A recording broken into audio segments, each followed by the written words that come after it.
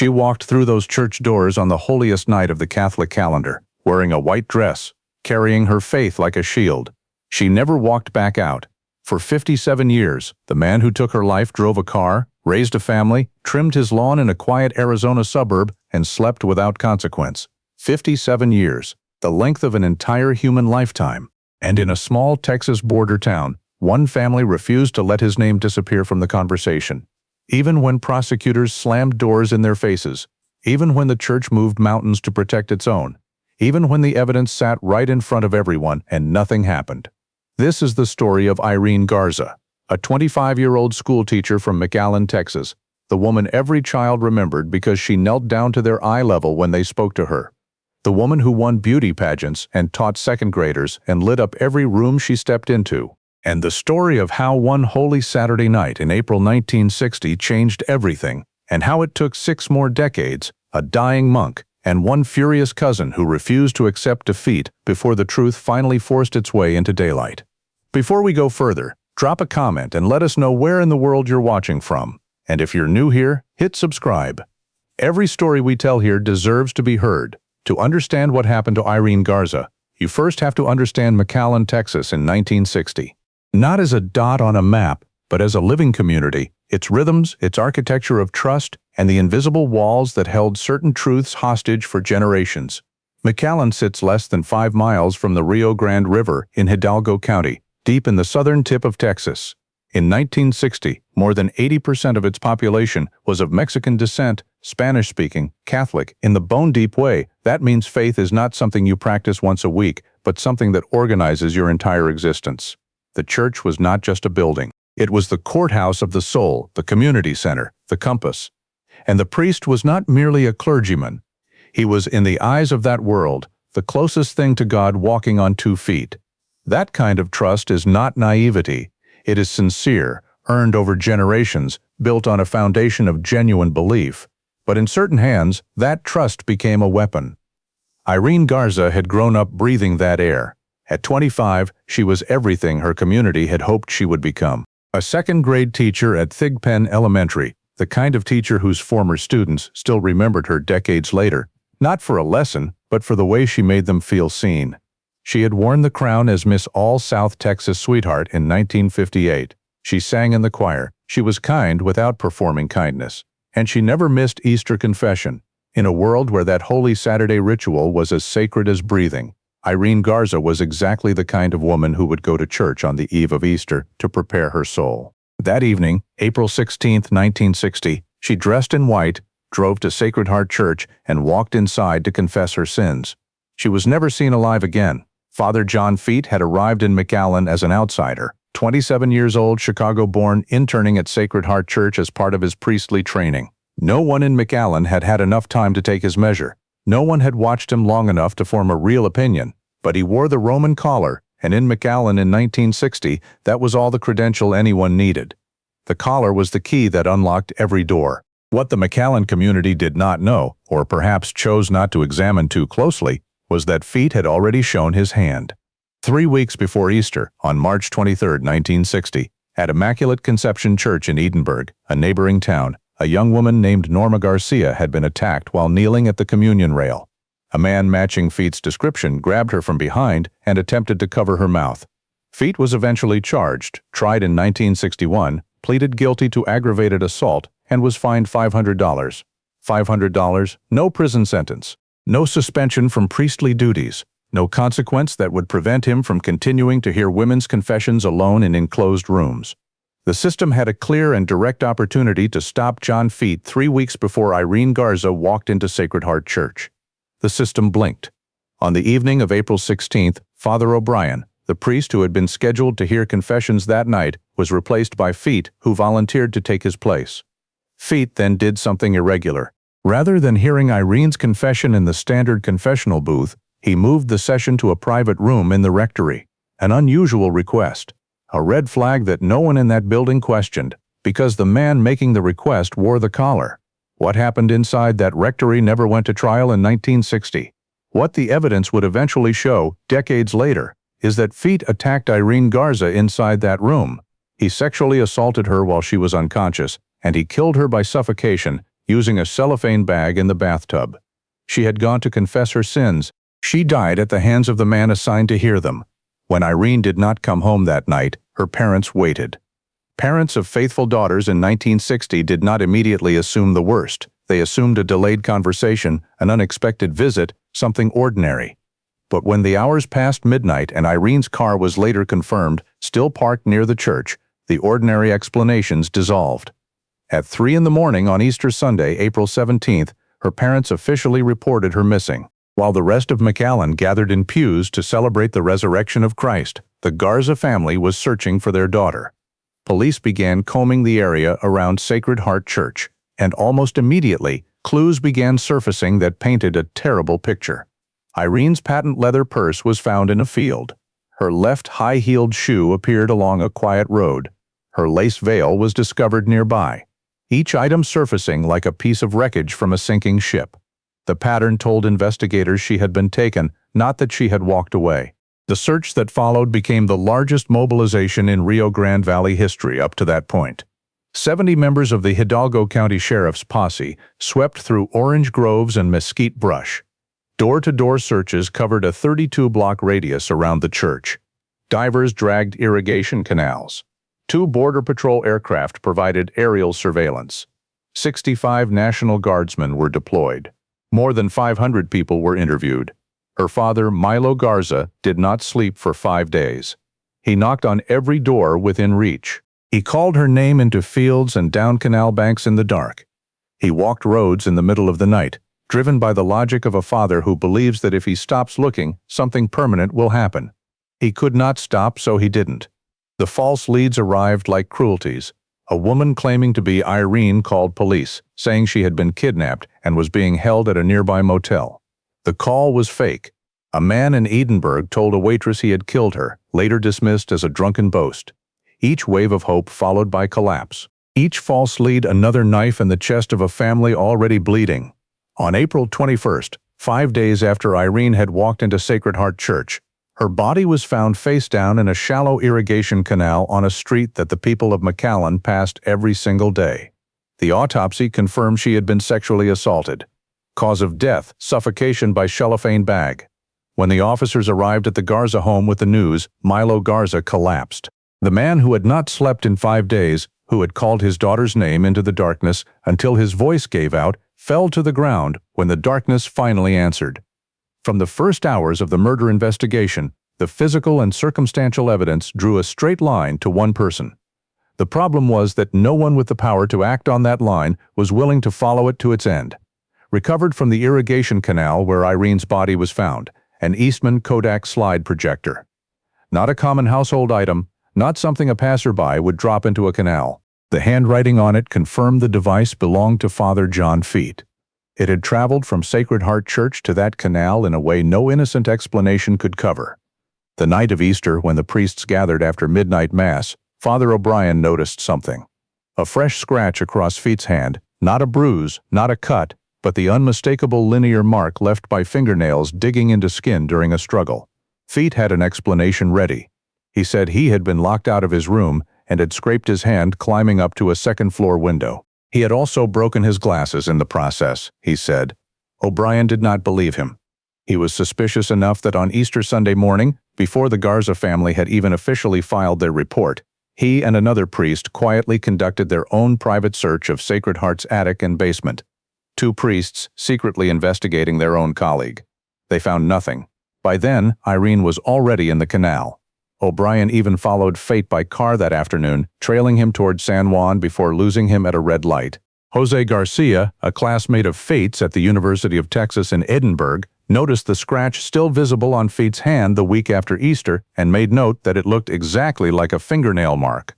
The contradictions in Feet's own account to police compounded the picture. Initially, he stated he had not heard Irene's confession at all and that another priest had been present. Then he reversed himself and confirmed he had heard her confession alone. When investigators asked Fate to take a polygraph examination, he agreed. He failed. A piece of physical evidence tied to the suspect. A visible injury consistent with a violent struggle. Contradictory statements. A failed polygraph. And then, at the Oblate's headquarters in San Antonio, Fate confessed directly to Father O'Brien that he had killed Irene Garza. O'Brien heard the confession and did not go to the police. Instead, the Catholic Church did what institutions sometimes do when one of their own creates a catastrophe. They managed it. Within days of Irene's body being found, church superiors ordered Fate removed from McAllen. Not arrested, not suspended in any visible, accountable way. Transferred to a Trappist monastery in Missouri, where he would be, as far as the public was concerned, invisible. What happened next was not a secret kept because no one knew. It was a secret kept because everyone who knew had agreed in various ways to keep it. Television reporter Daryl Davis would testify about it decades later. In 1962, Hidalgo County District Attorney Lloyd Lowe summoned a small group of local journalists, 6 to 8 people, to a closed-door meeting on the 3rd floor of the county courthouse. No cameras, no recordings, no public reporting. Lowe spoke plainly to the assembled press corps. He told them, "We know Father Fate killed Irene Garza. The church knows it too, and an arrangement has been made. Fate would plead guilty to the assault charge involving Norma Garcia, the $500 fine, and in exchange, the murder case would not be pursued." The church had promised to send Fate to a monastery for the rest of his life. Everyone in that room had now been informed, and the DA's expectation was that everyone in that room would accept those terms. And they did. Every reporter in that room said nothing, published nothing. Davis recalled it clearly. For some reason, everyone said, "Okay, a different era, a different world." An era in which powerful institutions could call journalists into a room, explain that justice was being quietly redirected, and walk away confident that the arrangement would hold. It held for 40 years, except the church did not keep its end. Fate left the monastery in 1972. He moved to Scottsdale, Arizona. He got married. He raised 3 children. He lived in a quiet neighborhood the way thousands of retired men live in quiet neighborhoods. Quietly, ordinarily, without consequences. Milo Garza grew old in McAllen, carrying the unanswered question like a stone in his chest. He died without knowing justice. Irene's mother died without knowing justice. The 2 people who had loved her most, who had waited the longest, were gone before the answer arrived. Naomi Sigler was Irene Garza's cousin, and when the previous generation could no longer carry the torch, she picked it up without being asked. For years, Naomi knocked on the doors of law enforcement. She wrote letters, she arranged meetings. She pushed back against every brick wall with the particular stubbornness of someone who knows the system is lying to her and cannot accept that as a final answer. She was not the kind of person who mistakes stonewalling for truth. The case cracked open in 2002 when Texas Ranger Rudy Jaramillo received a phone call from a man named Dale Tacchini, a former Trappist monk from the very Missouri monastery where Fate had been sent 4 decades earlier. Tacchini had carried his secret since 1963. That year, during counseling sessions at the monastery, Fate had described to him in specific detail what he had done over Easter weekend in McAllen. He described attacking a young woman at the parish. He described killing her in the bathtub with a cellophane bag. He described it without grief, without remorse, without anything that Tacchini could recognize as conscience. Tacchini had stayed silent for 40 years because, as a monk, he believed it was not his place to judge. But by 2002, he was old, and the burden had become something he could no longer carry alone. He dialed the number. He told everything. Jaramillo then tracked down Father O'Brien, the priest who had seen the scratch, had silently suspected Fate from the beginning, had heard Fate's direct confession, and had quietly said nothing to law enforcement. O'Brien was now living in a priest's retirement home in San Antonio. He confirmed everything. 2 confessions from Fate to 2 separate individuals, one in the days immediately following the murder, one 3 years later, hundreds of miles away in a Missouri monastery. The investigation was reopened for the first time in 4 decades. Naomi Sigler finally felt that the ground beneath her feet might hold. What followed should have been straightforward. 2 independent witnesses, 2 separate confessions from the perpetrator. A murder case that had been openly documented within the DA's office for decades. Instead, what Naomi and the Garza family encountered was a second wall, built not of silence this time, but of deliberate institutional resistance. Hidalgo County District Attorney Renee Guerra had held that position for more than 30 years. When Ranger Jaramillo brought him the case in 2002, Guerra declined to prosecute. His stated reasoning, Tacchini was not credible because he had left the priesthood and might have personal motivations. Father O'Brien's mental state was in question due to his advanced age. These were thin arguments, and Naomi knew it. Under pressure from the Garza family, Guerra agreed to present the case to a grand jury in 2004. The session was, by multiple accounts, deeply compromised. Feet was never called to testify, Tacheny was never summoned, O'Brien was never brought in. The Texas Rangers, who had worked the reopened investigation, were barely consulted until the final stretch, when most of the session's time had already been spent. The grand jury returned no indictment. Father O'Brien died in 2005 at the age of 77. He never stood before a jury. He never publicly recounted what John Feet had confessed to him in 1960. In the hallway of the Hidalgo County Courthouse after that session, Guerra walked up to Naomi Sigler and told her directly, "You will never get an indictment in this case." Those words were not a legal assessment.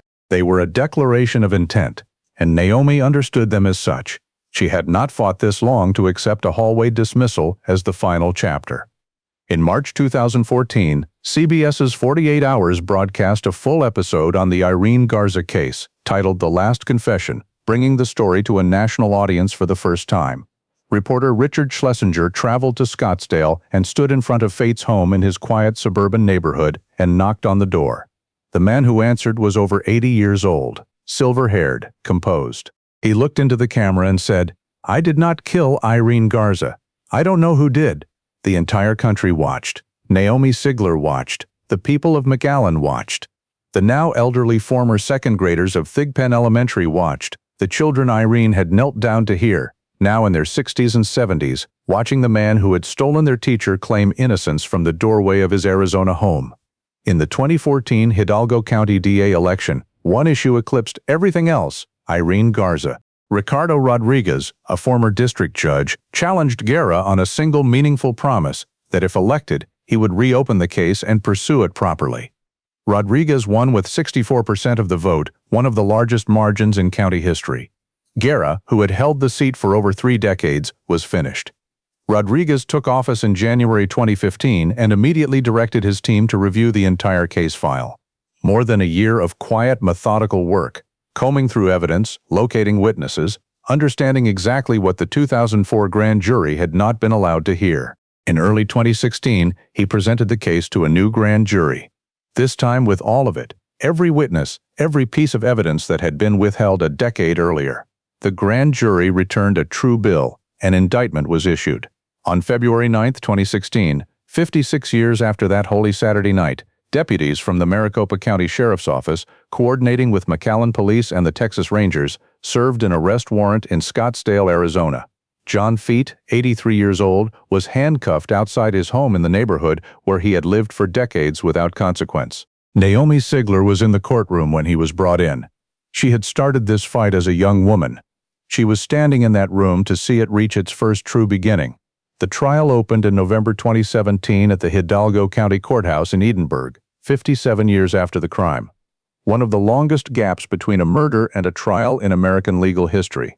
Feet sat at the defense table at 84 years old. His attorneys argued insufficient evidence, no physical link to Irene's death, the inherent unreliability of elderly witnesses recalling events from half a century ago. The centerpiece of the prosecution was Dale Tacheny, 88 years old, trembling hands, the voice of a man who had spent 4 decades being the only living person who fully understood the weight he was carrying. When the prosecutor asked if he knew Irene Garza, Tacheny shook his head. Then he said quietly, "I knew she had parents." He paused, then asked if they could move forward. And then he told the jury what Fate had told him in 1963 in specific, undeniable detail. The rectory, the bathtub, the cellophane bag, the absence of anything resembling remorse. The prosecution also entered into evidence letters exchanged between church officials in the days following the discovery of Irene's body, correspondence about how to handle Fate, where to send him, how to manage the situation without exposure. The prosecution called those letters the documentary evidence of an organized concealment. 7 days of testimony, 6.5 hours of deliberation. On December 7, 2017, the jury returned to the courtroom. Guilty.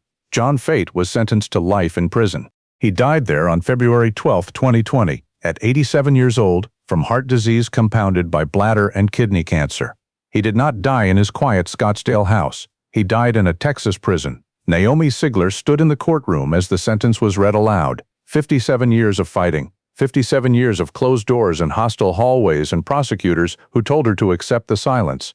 And here was the other side of all of it. Finally, she told the press afterward, Irene can finally rest in peace. 57 years is far too long, but that is the time we had to fight, and no one can take that from us. The Irene Garza case did not just deliver a verdict against one man. It exposed an entire architecture of protection that had kept him free. The church, the DA's office, the press corps who sat in that third-floor meeting room in 1962 and said nothing. No church officials faced criminal prosecution. No one who wrote those letters, no one who arranged the transfer to Missouri, no one who kept the agreement running for 4 decades faced legal consequences. Fate was convicted. The institution that sheltered him walked away. There are things this case teaches that go beyond the crime itself. When someone in a position of authority, a priest, a coach, a doctor, a teacher, faces accusations of assault, and the response from the institution they work for is a fine, a quiet transfer, or a closed-door meeting, that is not resolution. That is the first warning of a second crime. Feet assaulted a woman 3 weeks before killing Irene Garza. The system responded with a $500 fine. There is a direct line between those two facts. Religious institutions are human institutions. Sincere faith does not make an organization immune to corruption, concealment, or the same territorial self-protection that any bureaucracy is capable of. When a church moves a known threat rather than exposing him, that act is not pastoral caution. It is criminal concealment, and communities of faith deserve better than that from the people who lead them. Local elections carry real weight. René Guerra refused to prosecute this case for over a decade. When he lost in 2014, his successor brought an indictment within 2 years. The people of Hidalgo County made that difference with their votes. Who sits in a local DA's office matters in ways that play out over decades. And if you have ever known something about an unsolved crime and have been silent, for reasons that once seemed valid but now feel heavier than they did, the story of Dale Tacheny is worth sitting with. He kept that silence for 40 years. When he finally made one phone call in 2002, it changed everything. It was not too late. It is almost never too late. If Irene Garza's story, and the story of everyone who refused to let her name go quiet, stayed with you today, subscribe so you don't miss what comes next. Every case on this channel deserves the kind of attention that keeps the truth from being buried. Thank you for watching until the very end.